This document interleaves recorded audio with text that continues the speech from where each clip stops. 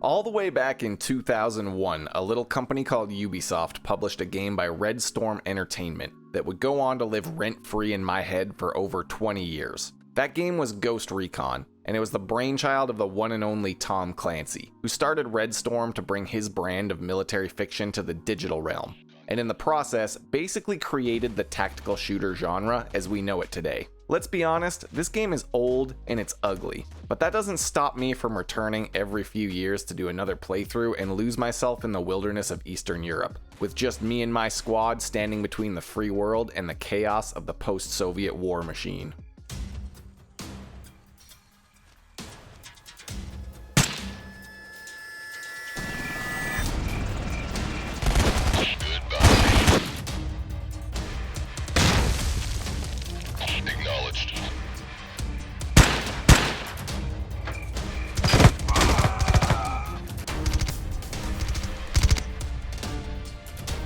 Hostage secured.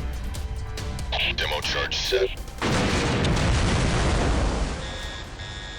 Red Storm Entertainment and Tom Clancy kicked off the arms race of immersive mil-sim tactical shooters in the early 2000s. Rainbow Six and then Ghost Recon set the stage for an entire genre of squad-based, story-focused games that put the player in charge of a small unit sent out on do-or-die missions that were believable enough to seem real and dramatized enough to make you feel like the stakes were high and failure was not an option. Rainbow Six, Ghost Recon, SOCOM, SWAT, America's Army, Operation Flashpoint, and even the original Arma game all popped up in this brief window from around 1998 to 2006. Then as quickly as they came, they faded away, and I would argue that they pretty much never returned in any real sense, at least not from mainstream publishers.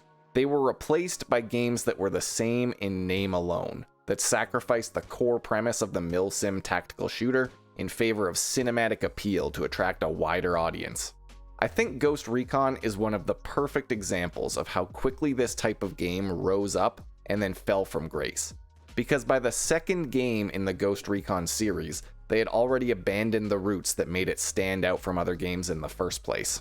By the time Ghost Recon 2 came out, it had mostly abandoned the immersive sim style of open concept missions with multiple outcomes, instead becoming a third-person action shooter with scripted set pieces and way more linear environments. Don't get me wrong, I do kind of understand why publishers were pretty keen on moving away from the mil-sim shooter fad. Even by 2001 standards, Ghost Recon was a pretty ugly game. I mean, Halo Combat Evolved was released 2 days after the original Ghost Recon, and the graphics, animations, and art style specifically of Halo hold up even now, 2 decades later. Ghost Recon, on the other hand, well, let's just say the immersion certainly does not come from the photorealistic graphics.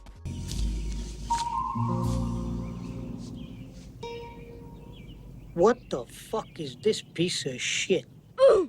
Keep in mind as well that what you're seeing on screen right now is actually far better than this game ever looked back in 2001, thanks to the sheer dedication of the modding community and the release of the Heroes Unleashed mod for the original Ghost Recon, which is a must-have for anyone who's playing this game in the modern age, and I'll have that linked in the description for anyone interested.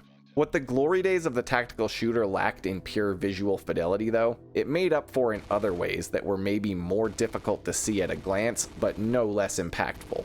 Ghost Recon was set in the far-off future of 2008. Ultranationalists have taken over the Russian government, setting plans in motion to annex old Soviet territory and reclaim the glory of the old Soviet Empire before NATO has a chance to react. Actually, you know what?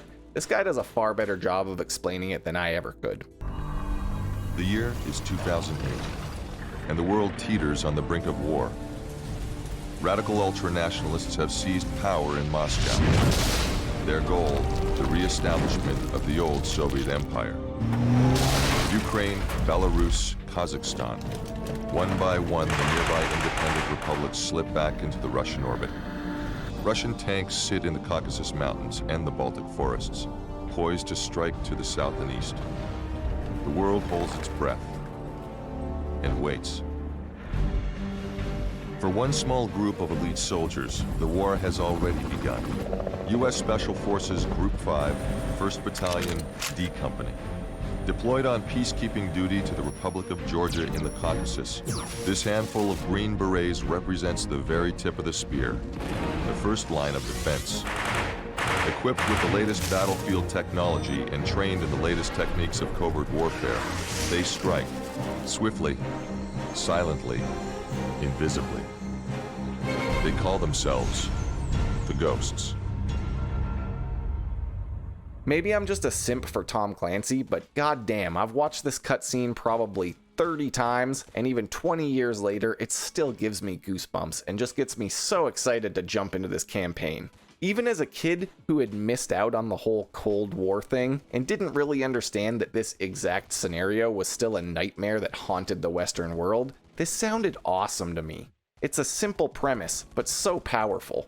Russia is doing bad guy things, and you, along with your brothers in the most elite special forces unit that NATO has to offer, are both the tip of the spear and the last line of defense. You can have up to 6 characters in your squad, and you have this whole big roster of operators to pick from, with different character classes, specializations, weapons, and statistics. You can select and equip each character individually and separate them into 2 or 3 fire teams, which function as their own distinct units that you can give orders to using a command map. You can upgrade characters, improving their accuracy, health, and stealth. You can unlock specialist characters with unique appearance and better equipment by completing bonus objectives on each level. And just look at these guys. Tell me they don't have a pretty solid amount of personality behind their designs. The specialists are soldiers from around the world, and each one is kitted out in gear and camo patterns that actually reflect the real-life military they're supposed to originate from. On top of that, they manage to look pretty distinct while also sticking to the real-life aesthetic. This is 2001 game development we're talking about here, most likely on a tiny budget compared to anything that comes out now, and they still go this extra mile for immersion and setting a scene that feels authentic. Admittedly, a few of these outfits have been updated with more modern camouflage by the mod I'm using, but most of them are exactly the same as they were in the original game, just with updated textures. And there's even permadeath, so if you lose a soldier in the middle of a mission, you're suddenly facing a real tough choice between restarting that mission and losing some time, or continuing forward and losing one of your favorite characters forever. And make no mistake, you will die. Your plan will fail sometimes. You will suffer casualties. While far from the hardest game I've ever played, taking more than one hit and surviving is a pretty lucky break in Ghost Recon. And in just a matter of seconds, you can go from having a full fire team to having 6 dead soldiers on the ground and staring at a game over screen.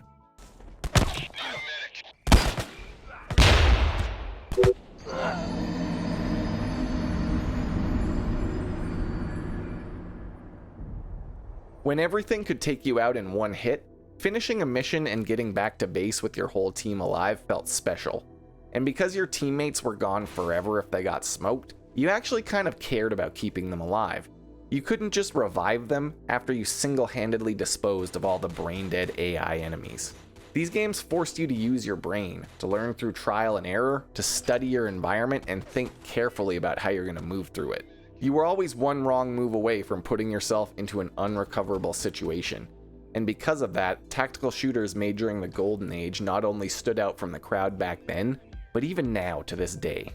Pretty much every other FPS that I had played up until Ghost Recon was basically a corridor shooter, where you go from A to B and shoot everything that moves. Some scripted sequence happens, and then you're in the next level. But in Ghost Recon, you're told what you need to do and what you might need to take in order to do it. But then you're just dropped out into the wilderness in Eastern Europe, and it's kind of up to you to figure out what's next. You have 6 guys in your squad, and you can select and control any individual character, or use your map to give orders to each fire team, letting your friendly AI do the heavy lifting for you. You can get into a pretty nice rhythm sometimes, ordering your squads to move up and secure key areas, and then quickly cycling through them to get a closer look or do some specific tasks that need a human touch. You get to decide where to send your fire teams, whether they should be sneaky or go in guns blazing, and whether they hang back with a sniper or push in close with rifles and grenades. Because you can control any one of the 6 members of your team at any time, you're never locked into really playing any specific role. You can be the first man through the door into the building, or you can be the sniper doing Overwatch and taking down the rooftop guards, or you can be the saw gunner prone behind some sandbags, suppressing the reinforcements as they move into counterattack. It honestly blows me away that so few games ever revisited this idea of being able to control every member of your squad, because it's not just fun as a gameplay feature to have those options, but it creates a lot of replay potential. You can play the same mission multiple times using the same plan, but swapping between the perspectives of different units doing their different jobs can make it feel different enough that it's still satisfying in its own way. And of course, because this is a Tom Clancy game from back when that actually meant something, this is all brought to the forefront through a pretty nice variety of missions in many different locations, each one feeling pretty distinct and requiring different approaches. You start off very simple, eliminating a rebel camp and rescuing some downed fighter pilots. Then you're sent in to defend a UN outpost that's about to be overrun by tanks. After that, you rescue a squad of UN troops pinned down in a village, before securing the US Embassy in Tbilisi to evacuate all personnel from the war zone.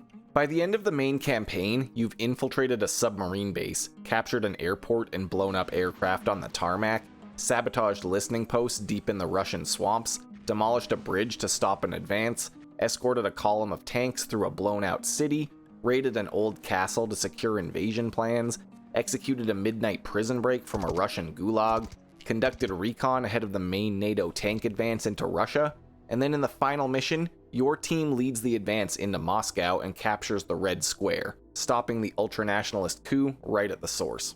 And when you're done with all of that, there's 2 more full campaigns that were released as expansions, one taking place in the deserts of Africa, and the other in the jungles of South America. The objectives were often kinda simple, the set pieces were sometimes less cinematic, and the gameplay was much slower than many other games on the market, even back in 2001. But the immersion of the story and the setting, combined with the freedom to decide for yourself how you would do these missions, made completing them feel satisfying and empowering for the player in their own specific way. That feeling of satisfaction when your well thought out plan goes off without a hitch is, in my opinion, still hard to beat even now, over 20 years after the initial release of Ghost Recon, and 15 or more years after the golden age of the tactical shooter has well and truly ended, with series like SOCOM fading into little more than a memory, and what's left of Ghost Recon and Rainbow Six being so far removed from anything resembling their origins that they might as well just take the Tom Clancy sticker off the goddamn box at this point. Some of these series have continued on, but they're often totally unrecognizable, ditching the immersive, high-stakes feel in favor of fast-paced, casual action, or simply abandoning the entire idea of a story-based tactical milsim and pivoting to a purely multiplayer, often PvP-focused experience, which, while fun in their own right, can never quite achieve the same levels of immersion and storytelling. I think no series showcase this decay in design quite like Ghost Recon and Rainbow Six. Arguably the first 2 tactical shooter series to bring this genre to a wide audience, and specifically to bring them to consoles in a serious way. Ghost Recon transitioned from a pretty open concept milsim design in the first game into a more linear, straightforward action shooter by the second game. Ghost Recon Advanced Warfighter was undeniably a pretty great era for the series, and they were good games. But they were also very different from the roots of the series, much more scripted and much more focused on force-feeding you their narrative. After Advanced Warfighter 2, though, it went fully off the rails. Firstly with Ghost Recon Future Soldier, which had invisibility cloaks and designed all their operators to look like Ghost from Call of Duty 4. Then they descended into free-to-play multiplayer stuff for a while, and then we got Wildlands and Breakpoint. I will admit, Wildlands is a game that rose from the ashes of mediocrity and blossomed into a pretty fun, casual experience in its own way. But that doesn't change the fact that it's really just generic open-world Ubisoft gameplay with a pretty weak story, where the most elite US military unit is tasked with stopping drug smugglers? Like, wait, isn't that Hank Schrader's job? Oh, well, kind of feels like one of those combs they put on dogs so they don't lick their own balls. For all the casual fun that you can have with Wildlands, it's still a pretty shallow experience at the end of the day, trading in tightly crafted missions for a big open world with hundreds of copy-pasted objectives that all feel exactly the same after you've done enough of them. Breakpoint, the latest game in the Ghost Recon series, and probably the last one, went full, fuck it, it's just a Ubisoft game, adding tiered RPG loot and centering the story around fighting robots and edgy cloak-wearing cartoon villains that would be more at home in a Bond film, but even then they're a little bit dramatic for that. And if this wasn't bad enough, Ubisoft's next plan was to take the Ghost Recon name and slap it on a battle royale game, which was cancelled by the way, and literally nobody is sad about that. Also from the Ubisoft crew, Rainbow Six did hold pretty strongly to its roots all the way up until Rainbow Six 3, which in my opinion is still one of the best CQB-oriented tactical shooters of all time. In my opinion, I still don't think another single-player tactical shooter game has ever quite matched the level of squad commands that you could give in Rainbow Six 3.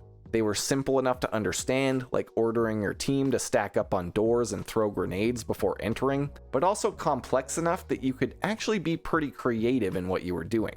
You could set different teams on different doors in different places, order them all to use different utility items when they breached it, and even give them individual go codes so that you could time multiple breaches to go off at the right moment and surprise the enemies. Back to the point though, after Rainbow Six 3 and a series of random offshoot FPS games with the Rainbow Six name on consoles, we got Rainbow Six Vegas, which like Ghost Recon Advanced Warfighter was a pretty damn fun series in its own right, but also kind of signaled the decline of the original concept and the descent of Rainbow Six into more of an action movie set piece kind of a game, rather than a thoughtful, brutal, and immersive milsim shooter. Don't get me wrong, I have some really fond memories of Rainbow Six Vegas and Vegas 2. They amped up the production value of the series, they added some really cool features like rappelling up and down walls and the ability to take cover in third person, but for all of that flash and style, there was some substance that was lost along the way. It started to feel like the game wanted to guide you from one cool moment to the next, rather than letting you as the player make those cool moments happen for themselves. And then, after Vegas 2 in 2008, we had nothing for 7 years. The series just sort of died a quiet death, COD 4 released and pushed the whole concept of a Special Forces FPS game into more of a visual novel than a digital sandbox. And military FPS games went from being about giving the player a chance to create their own experience to just shoving the player on a treadmill and bombarding them with flashing lights and big explosions until they were just numb from overstimulation. Eventually, Rainbow Six Siege would release, starting off as a pretty grounded PvP-focused tactical shooter. But now Siege is almost 9 years old and is packed with sci-fi gadgets and all the little annoyances that come from a long-lived PvP game. A good game, maybe, but so far removed from the series it's named after that you have to wonder what Rainbow Six has to do with it aside from giving it good brand recognition. It's not just these games and series which have decayed either. Basically, every single series from the golden age of tactical shooters is either dead, dying, or has been co-opted into some kind of AAA money-making scheme. SOCOM US Navy SEALs had an amazing run on PlayStation 2. Releasing 4 games that put you in the boots of a Navy SEAL team and almost single-handedly carried the PS2's online gaming capabilities, in an age before Xbox Live even existed. Then after 2 failed attempts to turn it into a multiplayer-focused Call of Duty clone, the series has been abandoned since 2011. The SWAT series, which was a real competitor against Rainbow Six back in the day, hit its peak in 2005 with SWAT 4 and then kind of disappeared. The legacy of SWAT 4 does live on to an extent through Ready or Not, an in-development tactical FPS that's maybe the closest thing we have to a story-focused tactical shooter in the modern day. Ready or Not is one of many early access, indie-developed tactical shooters that are in development right now, and I would say that it is the best one by a pretty big margin.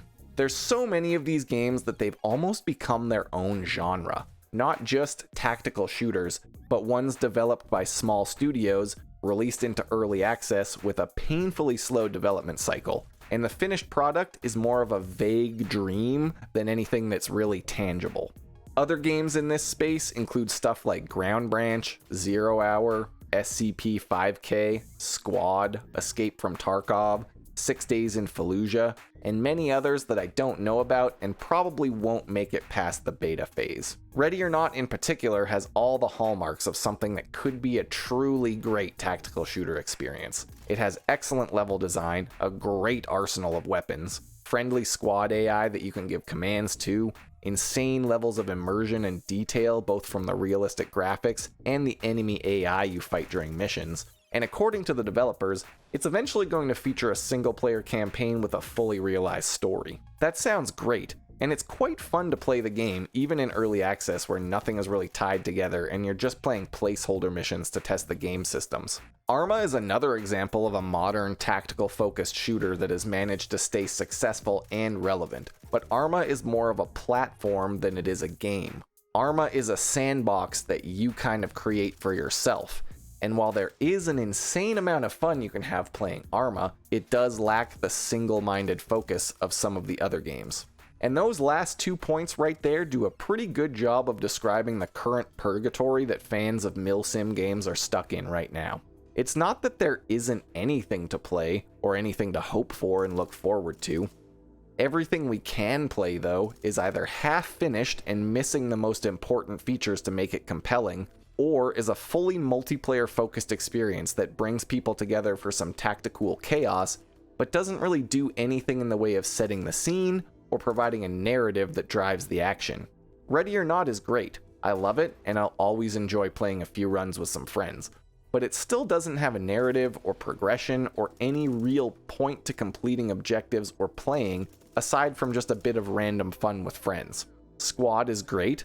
I love the chaos of the game.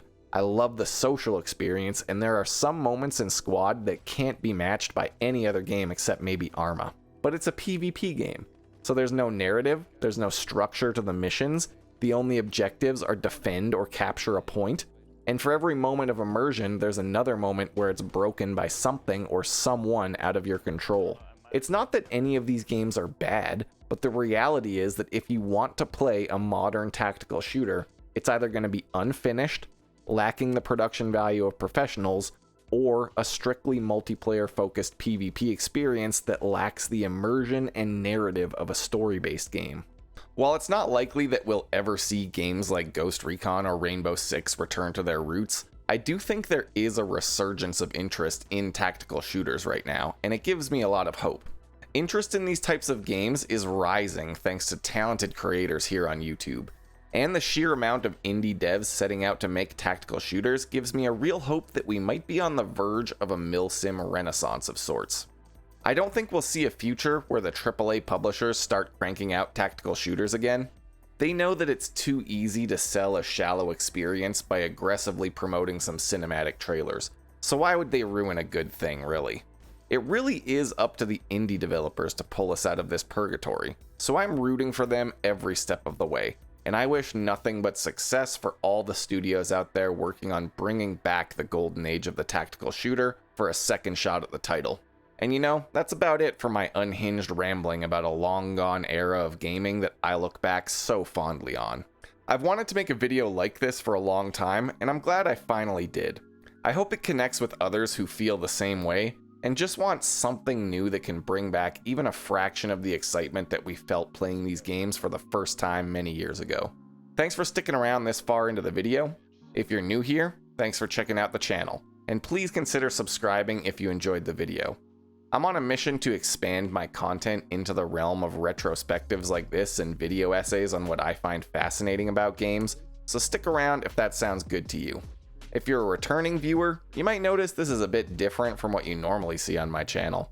But you know, everybody needs to escape from Tarkov eventually, and this is my first attempt at securing a ticket out. In any case, thank you so much for checking out the video. I've got links to my socials, a Discord server, Patreon page, and more down below for anyone interested. And until next time, stay safe out there.